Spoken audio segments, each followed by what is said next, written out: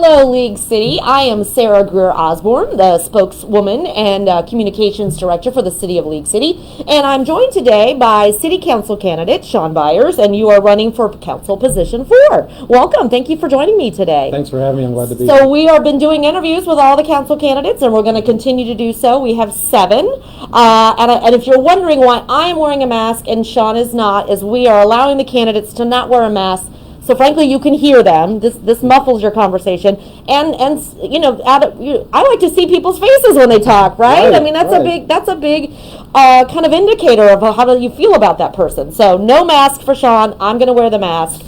We're going to do 25 minutes of kind of topics that were pre-submitted to you and all the candidates, and then as always, we have some fun the last 5 minutes with our fishbowl of questions that were submitted by residents. That timeline has passed, residents, so you can't send over any more questions. We had a deadline for that. And we will not be answering questions in the comment section if you are watching this live on Facebook. So, well, let's just start off real basic. You know, how long have you lived in League City? Were you born here? Did you move here? You know, people like to say I got here as quick as I could, right? Right. Well, I'm originally from Killeen, born and raised there. I moved down to this area in the mid-'90s. I've been in Galveston County about 20 years, a total of 3.5 years in League City, but Galveston County has been my home for a long time now. Well, what brought you to League City? You said you've been here 3.5 years. Right. I originally moved to Friendswood, went through a divorce, and went our separate ways, and I ended up in League City. And, you know, I've been tangent to the area for a while. You know, I kind of know the community, have a good feeling for it, a good feel for the people, and the people here are just amazing. You know, the neighbors are great, and the city services are also, you know, really good. Police, fire protection, the schools are great. So, you know, staying in the area was important, and being in League City, it just has a great home feel to it. You know, that the people here are just great, you know, in general. And so you mentioned you were divorced, so talk a little bit about your family, you know, from growing up in Killeen to, you know, married kids.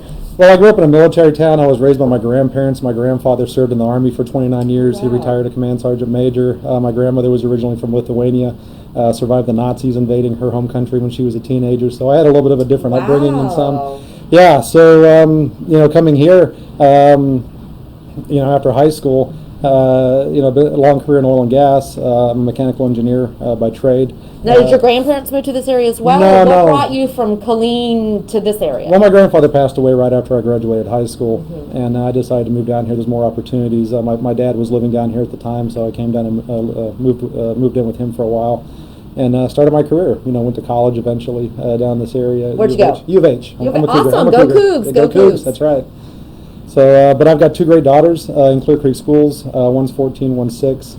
Both amazing young women. Very proud of them. Perhaps my greatest accomplishments in this life. You know? That's good. Good answer. Yeah.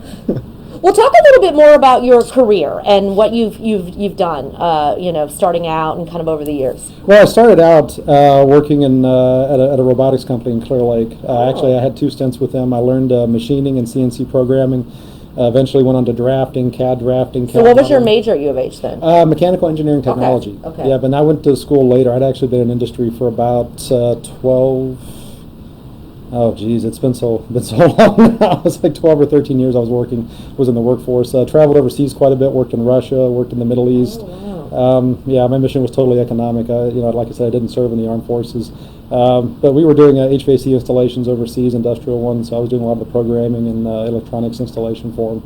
After that, my wife at the time got tired of me traveling, so she encouraged me to go back to school. I went to U of H, got my engineering degree, and I've been in oil and gas ever since. Wow. And so do you work in the city of League City, or are you like so many of our folks that commute? Well, unfortunately, my industry is over by the energy corridor, West Houston, so my office is in Katy, so I commute every day to Katy.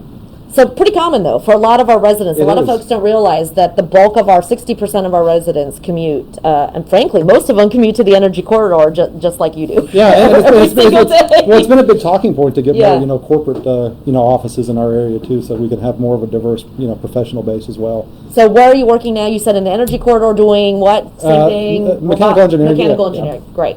So let's switch over a little bit. We talked a little bit about your professional career, personal life. Why are you running to begin with for city council? Well, I've been actively involved in local politics. I showed up to my first event in 2009 at a town hall in Lamarck. I think Mayor Geraldine Sam was still in office at the time, and our Congressman Pete Olson was there. And I showed up, and I wanted to see for myself Because I've been watching on TV like, most Americans do. They see the political discourse on TV, and, it's different when you show up. I started out, focusing more on state politics, started looking at county, and for about 4 years now I've been involved in city politics, working with candidates, helping candidates. So you've been working with them, but you've switched over to the dark side, right? where you're running. Well, I'm on the other side of the equation now, and it's been very eye-opening. I've been advising candidates and working with some office holders for quite a few years, and it's different when you have to take your own advice, and it's been really hard. It's also been very eye-opening. It's been a great challenge, though. It's been great, communicating with voters, doing these forums, getting interviewed. It's been a great experience. But yeah, it's definitely a different experience being on the other side of the equation, as opposed to, just working with candidates. Being a candidate's been a whole new experience. Well, I think it's interesting, too. You said you started off on state and county, which a lot of folks start out that way. Why was it eye-opening for you to switch to more local? Because I always like to say the biggest impact you can have is local. Daily decisions in your life that impact you is really more at the city council level. And folks, I don't know if they understand that, or if they get that. Well, the government closest to you is the one that impacts you the most. The city council has more impact on our daily lives, I believe, than, state laws that obviously have a big impact. The governor has been, doing a lot of things with COVID over the past year, so there's a lot of impact there.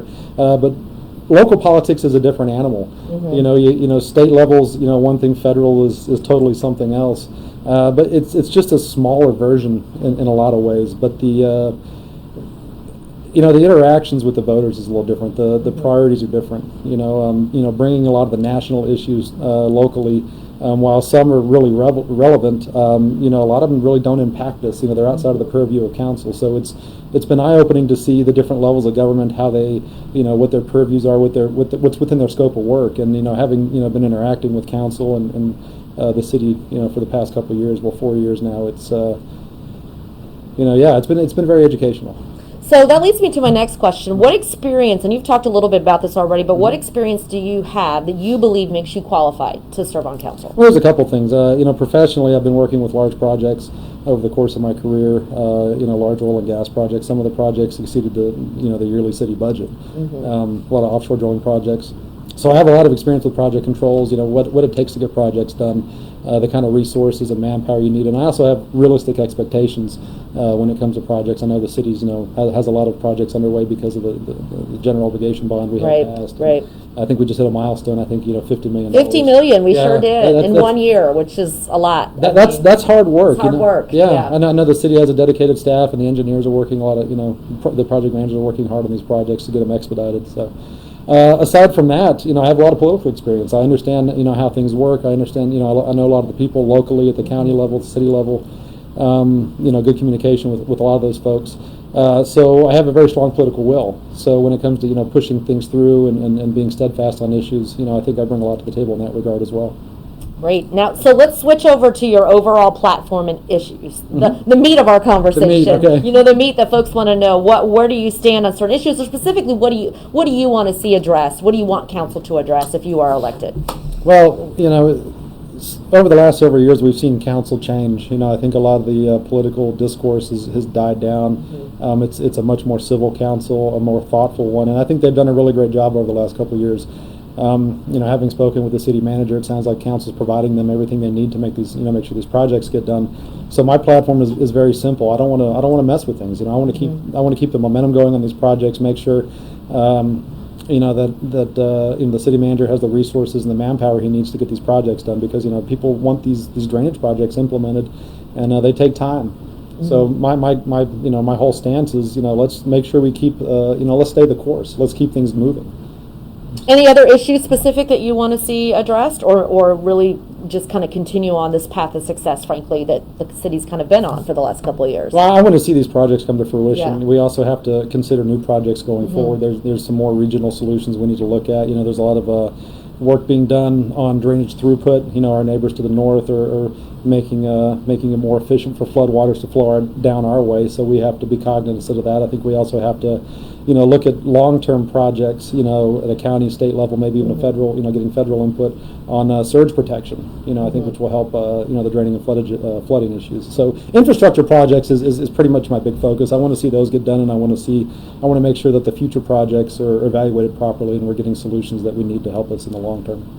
League City as a whole, I know you've lived here, you said 3.5, 4, So total I have 3.5 years. 3.5 years. What do you think our strengths are as a city? And then, of course, what are the challenges? As a city, from what I keep hearing, people, and I can say this for myself too, people move here because, we have great schools. Clear Creek does a really good job with their teachers and staff, and they really care about their students. We also have great police and fire protection here. We have safe neighborhoods. So I think that's a key point. Now, on the flip side, challenges. Traffic. The challenge growth. Driving to Katy every day. Yeah. Well, actually, traffic hadn't been that bad because of COVID. Yeah. But here I think growth is the single biggest challenge we're going to be facing. We still have like half of the city to be developed. I think in the past, maybe some of the larger infrastructure issues weren't looked at prior to, but obviously now we have to because we're building, we're pouring more concrete. Water doesn't, the ground's not soaking as much water, has to flow somewhere. People have to be able to move around. So we talked about growth, and I'm so glad you mentioned that, because that is like the number one thing when I tell people that 45% of the city has yet to be developed. They're like, what are you talking about? I mean, almost 50% of League City has not been developed. We expect in the next 20 to 30 years to have our population double. We're at about 112,000 right now, doubling that in the next 20 to 30 years. What do you want to see happen with that future growth of League City? And a lot of folks will say, stop it, but legally we cannot. No. We cannot stop growth in the state of Texas because of the way laws work. But what do you want to see happen with that future growth that we know is going to happen?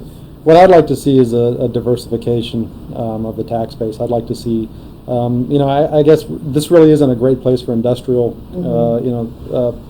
companies to locate because we're in a major hurricane zone and a flood zone, so there's a lot of risks involved with that. But I'd like to see more companies come in, more commercial, larger commercial, maybe some more venue type places to be here. We can't slow down the growth. We can manage it best we can, through zoning and other methods. But I think the best thing the city can do going forward is to make sure the infrastructure is there to support whatever growth that we encounter, whether it be commercial, industrial, it's definitely going to be residential as well. Well, it sounds like when you say diversify, you mean diversify between commercial and residential? Well, I'm thinking more, diversification on the commercial side of things. Okay. So, not just big box stores, but like I said, more entertainment venues, other things that would draw, maybe people from outside to come in. I know the chamber's really, big on getting people to come in, making this a destination spot. So I know there's been some projects, talked about Epicenter and some other things. So I'd like to see some of those get, developed further. And, I'd hate to see us, keep losing these great locations or great companies to Webster and surrounding areas.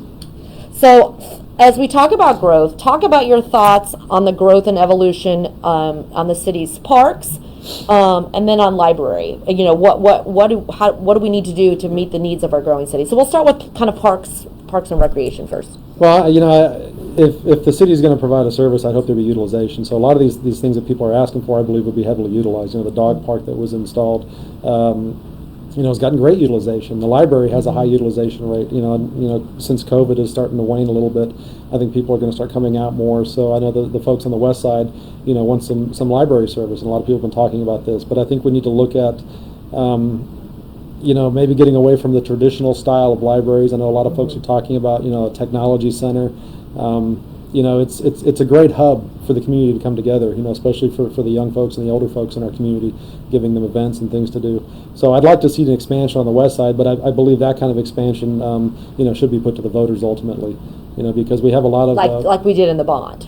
Yeah. Right, like we did in the bond. Yeah. Okay. What about Parks and Rec? Do you feel like, a lot of that future growth, are Parks and Rec included in that growth? What would you like to see happen with that? Well, I know there's a trade-off. A lot of people want to take the green space and commercialize it and use it and get the most for the tax dollars. But I'm a fan of having green space. But I'm also a fan of property rights.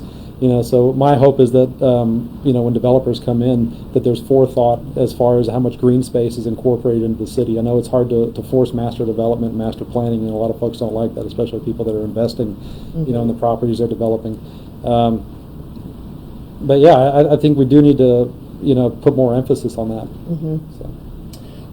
So let's talk a little bit about COVID. I mean, certainly it has had an impact not only in our city, but across the nation, across the state. How do you think we move forward as a community? Well, I think ultimately we just need to treat each other a little better. You know, there's a lot of shaming going on for people wearing masks, not wearing masks. You know, we're very polarized right now because of the election. You know, I'm hoping once the election passes, people will start to calm down a little bit and maybe treat their neighbors a little better. You know, I think how we treat each other is going to be the most important thing going forward.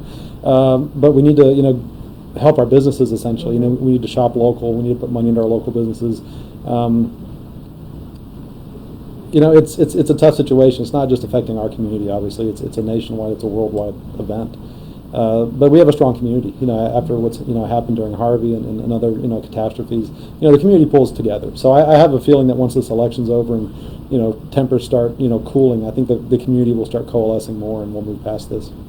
We're speeding through these questions, Shawn. I'm impressed. You've got your answers. So I'm going to throw some new ones in here. So what? There are 4 candidates running for position 4. You are one of 4. Right. What do you think makes you different? I don't want to say better than the other candidates, but what do you think places you ahead of maybe the other candidates, for the voters out there when they're making that choice on the ballot? Let's see. Well, there's a couple things.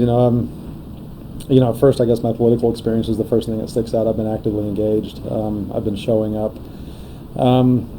I also believe that I'm pretty flexible when it comes to either being a statesman or being an activist. I can I'll stand my ground and push things through when I need to, but I can also civilly debate. I can I'm a pretty good listener. I have pretty open ears, pretty open mind, and I like to get as much input as I can from everyone involved, all the stakeholders, before making a decision. So I think that helps a lot. And just professionally, having worked in industry for a while and working on large projects and handling that and working with budgets and project managers and project engineers. So I think that gives me a good edge on my competition as well. If you were elected to the council, what's some of the first things you would do? Well, I'd want to get more familiar with city staff, city services. Go visit all the locations. The animal shelter, PD. Get a tour of all the city offices. Just get to know the people that work for the city. Because ultimately I'll be charged with providing them resources to make all the good things happen that we want to happen. So that'll be the first thing I do, is get more familiar, learn as much, because there's a lot to learn. There's a lot I have to assimilate, and that's a big job unto itself.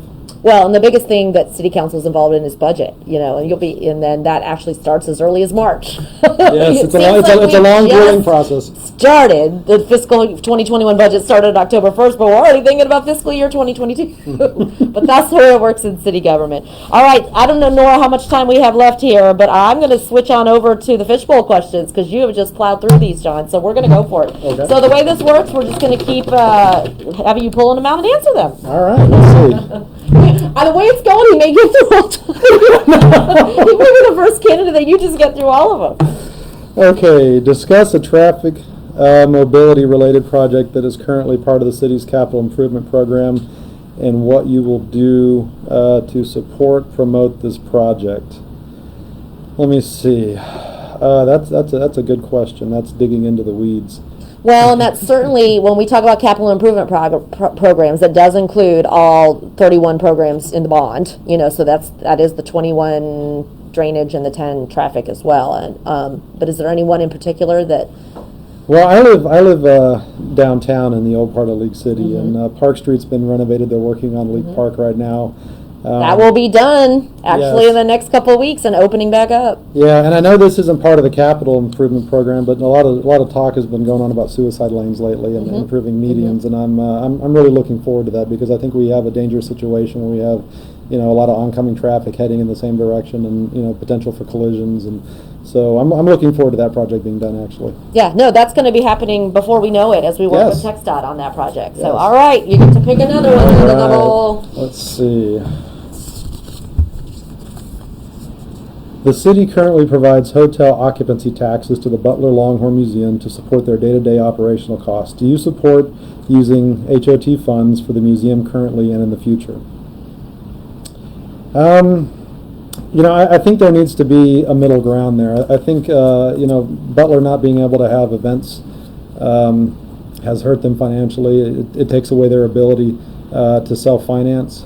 So yes, I think that the HOT funds can be used to a point. But I think the Butler Museum needs to, there's been a lot of discussion about that, getting them, finding innovative ways for them to get more income coming in. So I think there needs to be more effort put into that, aspect, so there can be maybe a matching situation or more of a balance between the two, because I don't think the city should be footing the bill entirely for that. While we do want to preserve our heritage and preserve, green space and such, we need to be, mindful of how much we're spending on it. Great. So Next one. There you go. I know I got to save these for the next candidate. I don't want you to dog ear them or. Okay, next question. What political party are you affiliated with? And ironically, this is the single biggest question I've been getting. Every candidate has said that so far, that's like the number one thing people want to know. Yeah, so... No, you can't vote straight ticket anymore in Texas, folks. Doesn't work, you can't do that. No, the last legislature got rid of that, and now we're having to actually, voters have to actually evaluate the candidates on the ballot. So political party-wise, since 2010, I've been a state delegate to the Republican Party of Texas Convention. I've been a precinct chair here in League City. I resigned the day I filed to run for council. So I've been an active Republican. I haven't been a partisan Republican per se. I don't hate Democrats. I don't dislike my neighbors because of their party affiliation. In fact, I get along great with everyone. Good people are good people in my opinion, regardless of party affiliation. But yeah, I'm a Republican. I've been voting Republican my whole life. Next one. All right. Let's see what we got here. Maybe I'm being too efficient with these questions. No, I don't know. Well, that's one thing we're taught as engineers, to be efficient with our words. That's, you know what, good point. How do you intend on ensuring that your seat will be in the best interest and diversity to all and not your personal agenda? Well, I think I partially answered that on the last question. I don't resent someone for their political views, just unless they're mean, nasty people in general. Having an open mind, having an open ears, open eyes is very important, especially in politics. You can't walk into a situation with preconceived ideas about people based on affiliation or their personal beliefs. And I think that's one of my strengths. So yeah, I'm willing to listen to whoever wants to give input on a situation, regardless of their party affiliation or their beliefs or background. So. Alrighty, I think you are going to get through all these. Let's keep going. Keep going. You might get the prize for getting through these. I was going to say, do I get a bonus or something? Yeah, I'll give you some League City swag. I think I can find you a hat or a shirt. Yeah, I got to keep the sun off my head. That's cancer's a thing. A League City mask. Yeah. Okay. How can the city and city council support the revitalization of the historic district? Well, it's already undergoing. The project on Park, like I was talking about, League Park. I think if there's some sidewalk improvements, I think some real basic things, to increase some mobility. They've added some parking down there so people can get around. That's really a tough question because there's only so much you can do with the street itself because it's a fixed width, because of the oak trees and I'm not a fan of tearing down old oak trees. No, I don't think anyone is in it. No, I don't think you'd find that anywhere. Yeah, I walk that neighborhood quite a bit, and it's got its own nice charm to it. So I don't want to see them do too much to it. I don't want to see a big parking garage dumped in the middle of the historic district or anything that would kind of ruin the hometown feel that's already there. But I think some minor improvements would go a long way, and it looks like they're already doing a lot of that. Well, a lot of talk about revitalization, particularly down there, to bring more tourists or businesses. Any thoughts on how council may be able to assist with that or moving forward? Me personally, I'm kind of stingy. I don't want to see that happen to that area. I want to keep the traffic low and keep it light. I think there's other parts of the city where we can focus on, closer to 45 or maybe larger arteries. I don't know if we should be driving traffic through that area. So I'm kind of mixed, on that topic. I do think we want to provide, like I said, some more infrastructure in that area, sidewalks and some other things to make it more, family friendly for, a little more, easier to get around on foot and so forth. So. For pedestrian traffic. Yeah. All right, next one. All right, next one. Let's see. Do you commit to attend 100% of budget workshops and meetings unless there is a health or business emergency? Describe your experience with attending budget workshops through the years. Yes, if I'm elected to council, I commit to showing up and doing my job first and foremost. Health and business things pop up occasionally, and I've already spoken to my employer about this, and they're very flexible with my work schedule, and they understand the needs of someone serving on council. So I've been upfront with them, and they've been very gracious in the time they've allotted me. As far as my experience with attending budget workshops, I haven't really dug into the weeds, to be honest with you. I've kept tabs on them. I've kept a high level view of what's been going on with it, and it's a crazy process. I particularly paid closer attention this year to what's going on, and I think it's more grueling for city staff than it is for anybody else. I will second that. I will second the budget process is a grueling process for city staff. All right, I'm going to shake it up. All right, shake it up. Let's see. We got 5 minutes left. I think we're doing pretty good. Should I hurry or? No, I mean, you could either hurry and get through all of them if you want. Okay. If elected, would you introduce or support a motion to redirect funding for policing to other social programs? I know there's a lot of talk about defunding the police. I'm not a fan of defunding. We're in a growing city. We have needs. We have more people coming in all the time. I believe our police are already stretched out as far as the ratio goes, for officers to residents. So no, I wouldn't be in favor of diverting money away from them. Unless they asked for it, unless they wanted to, implement something, a program on their part. I know they hired another social worker. They're in the process of doing that. But if they felt if that was a need that they needed filled, we definitely have to talk about it. I know there's, like I said, there's been a big push nationally, but I'm not in favor of defunding or taking money away from them. I also don't believe in giving them a blank check, but at the same time they have needs and we have needs as a community, and we have a first-rate fire and police protection. So I don't see why I wouldn't want to mess with that, to be honest with you. If they need something, I'd want to give it to them. Okay. All right. Next question. Oops. This is fun, right? It is fun. I got nervous for nothing. So, okay. City council members can be appointed by the mayor to serve on local or regional boards or committees. What do you believe the role of a liaison to a board committee to be, and how would you fulfill that responsibility if appointed? Yes, council members can be appointed. Council can also appoint other council members, depending on the type of board. If it's a not a board of the city. Boards of the city, the mayor has sole power to. The role would, ultimately to be to represent the interest of the residents of the city, especially on regional boards. If all the other cities have, members on their board, they're going to be looking out for the interests of their residents too. So first and foremost, that would be my obligation to the city. And how would I fulfill that responsibility? By showing up, participating, getting all the information I can, and making good decisions. That means, talking to other members of the council, city staff, voters and residents when necessary. Yeah, I think folks are surprised too, but council members I use, for example, Haig Doogie, Larry Milliken, they serve on the watershed committees for Clear Creek and Dickinson Bayou. We have the Houston Galveston Area Council, so there are a lot of regional kind of committees. Our mayor can't serve on all of them, so we have council members serve on them as well. So. And our council members are qualified, and they do a great job, so they represent the city well from what I've seen. So, all right, let's see what we have here. As League City continues to grow, how do we make sure that future development of both homes and businesses is done with the utmost respect to nature while also being sustainable? Well, this goes back to, I guess, master planning, ultimately. Really all council can do is pass ordinances, and they could raise the bar, essentially, for development and requirements. I know there's a lot of interest in making some of these housing developments have more amenities, more green space, and there's a fine line between telling a private property owner what they can do with their space and what the city needs as a whole.